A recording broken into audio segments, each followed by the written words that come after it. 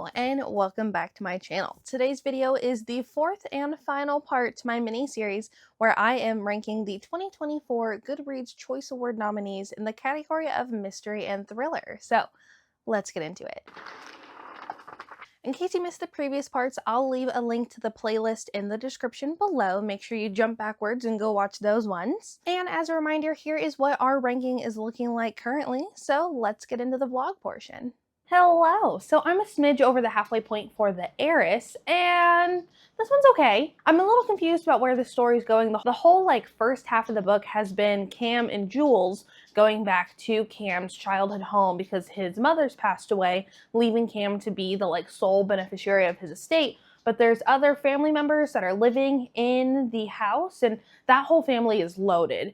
But Cam's been kind of estranged from his family. It seems like 10 years ago, he kind of walked away from the money and the fame and the fortune and everything, and it's just been Cam and Jules living their own, regular person life in Colorado. So, I don't know. I feel like this one's really slow, so I will check back in once I finish this one. Hello! So I have finished The Heiress, and I wasn't really a big fan of this one. It felt very surface level. Throughout the whole story, I was trying to figure out what was happening, and not in a fun way either. Because we had both Cam and Jules' perspective, and I misspoke in my check-in. It wasn't Cam's mom who passed away. She passed away several years prior. But it was Cam's uncle who passed away, and the estate was needing repairs, and Cam was the one whose everything name was in. He's the one who held the purse strings and everything, so that's why he had to go back to the family estate. But anyways, we had Cam's perspective and Jules' perspective, and then we were also reading these letters that Cam's mom, Ruby, wrote sometime before she died. And then we were also reading newspaper clipping articles and interviews about this family. And I was just kind of confused how that related to the current day story. I don't know. This one, I think, just wasn't for me. The reveals were also a bit confusing, although I saw the one about Jules coming from a mile away, so I'm taking half credit for that one. For this one, I'm going to put it below Society of Lies.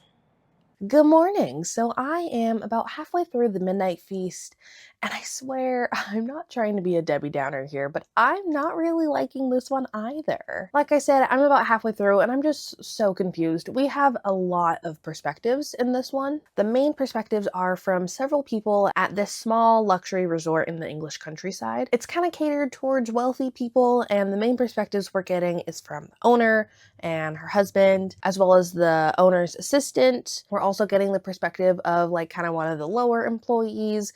He's a dishwasher. You're also getting the perspective of one of the guests.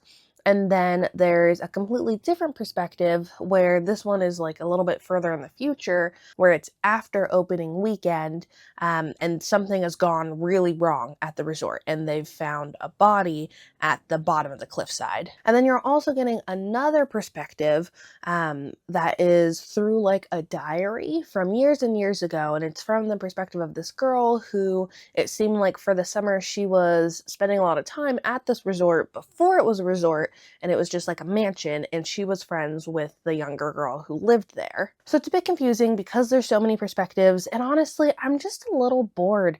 Maybe I'm starting to get mystery and thrillered out, but I don't know, I'm not really feeling this one. So I will check back in once I finish. So I finished the Midnight Feast, and I really didn't like this one.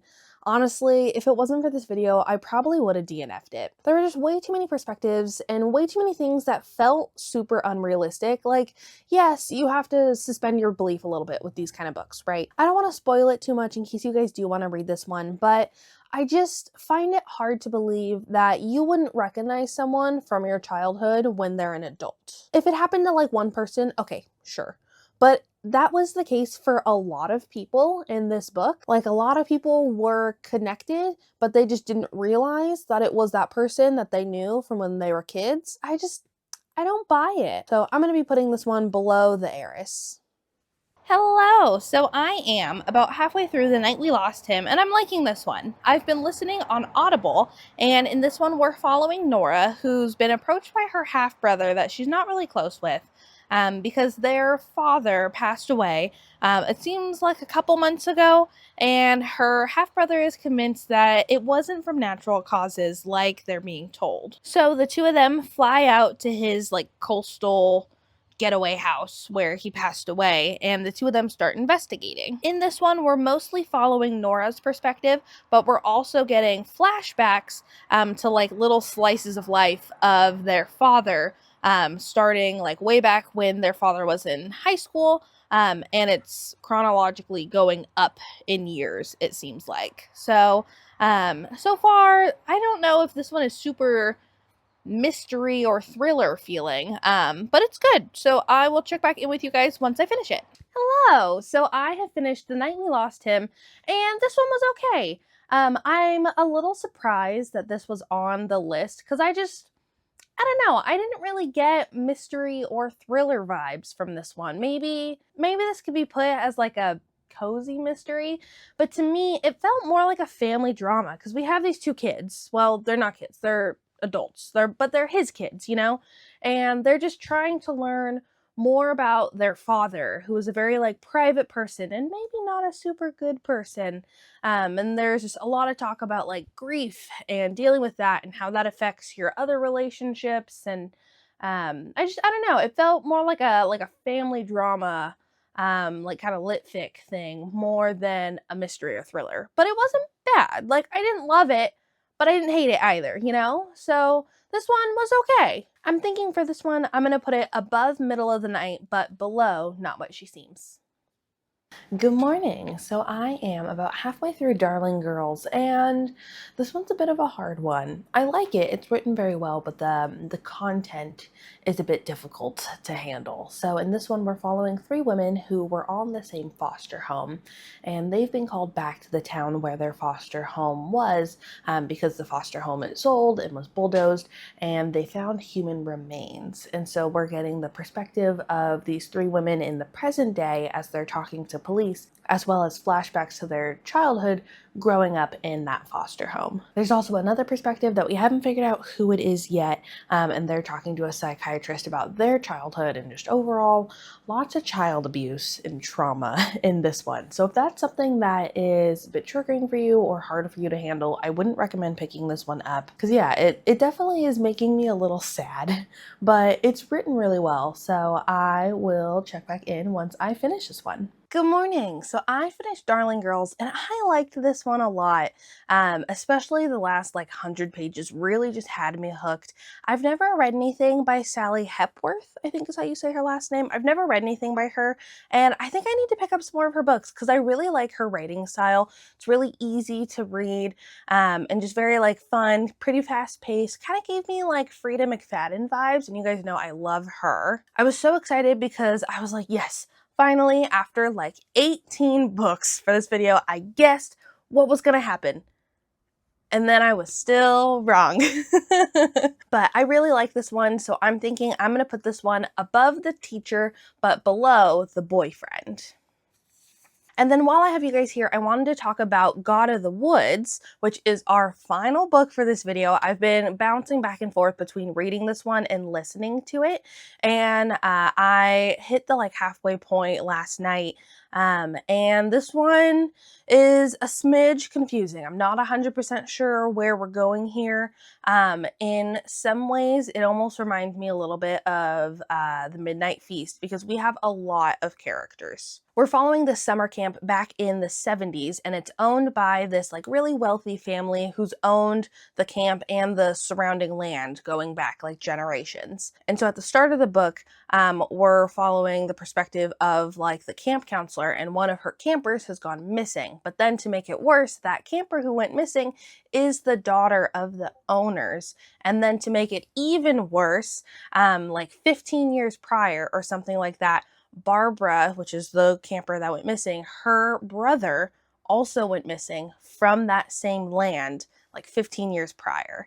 And so there's a whole lot of like complicated emotions and things there. But there's just a large large cast of characters here, because we have the camp counselor, and then we also have Tracy, which is one of the campers who was like a friend of Barbara. We also have perspectives of Barbara's mom, Alice, like back in the day, when she was first meeting her husband, which is Barbara's father. And then we're also getting perspectives of like Carl, which is the like gardener for the estate. I'm trying to think who else is there, because I know there's more than 4. And then we were also just introduced to Yudita, who is a investigator, and she's been brought into the case to try to help find Barbara. In the story, she's going by Judy, by all of her like co-workers. And then we also have had like one other perspective of this guy who's like an escaped prisoner. So there's a lot of perspectives happening, a lot of things. We're kind of bouncing around too in years. We're getting the present day, and then we're getting back in the past, when Barbara's brother went missing, and there's just kind of a lot that's happening. So I'm a little nervous that it's all gonna like fall apart, because this is a very complicated setup. But so far it's going pretty good. I'm enjoying listening to it. I've been mostly listening, but I have also been reading it a little bit too. So I will check back in when I finish this one. Hello. So I have finished God of the Woods, and I liked this one. I kind of felt like this is maybe a little bit of what Midnight Feast was trying to be, but it just didn't quite land, because we do have a really large cast of characters in this one. There's definitely some kind of confusion in the beginning, as you're still like learning who everyone is and figuring out how everyone's related, getting all the background information. But especially around the like 50% mark, I just got sucked into this one. And I really liked it. As usual, I was completely off base on what actually was going to happen. And I really liked Yudita, who was the investigator that we were following. I did feel like the ending was a bit quick. Still had a little bit of questions about what was going to happen next.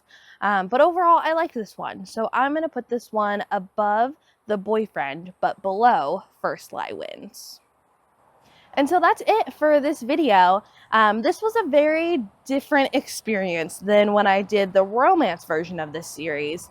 When I did the romance version, there was definitely some that I wasn't a huge fan of. But for this one, there was a lot more that I didn't really enjoy. So I guess what I've learned is I'm just a lot pickier about my mystery and thrillers than I am about my romances.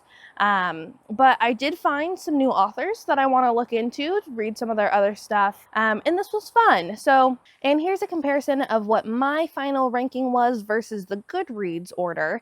For those of you that don't know, this list is derived from everyone who voted for the GoodReads nominees for what their favorites are. So number 1 had the most amount of votes, and number 20 had the least amount of votes. So that's it for this mini-series. Thank you so much for being here. Don't forget to subscribe. I post videos every single Wednesday, and I will see you guys next week. Bye.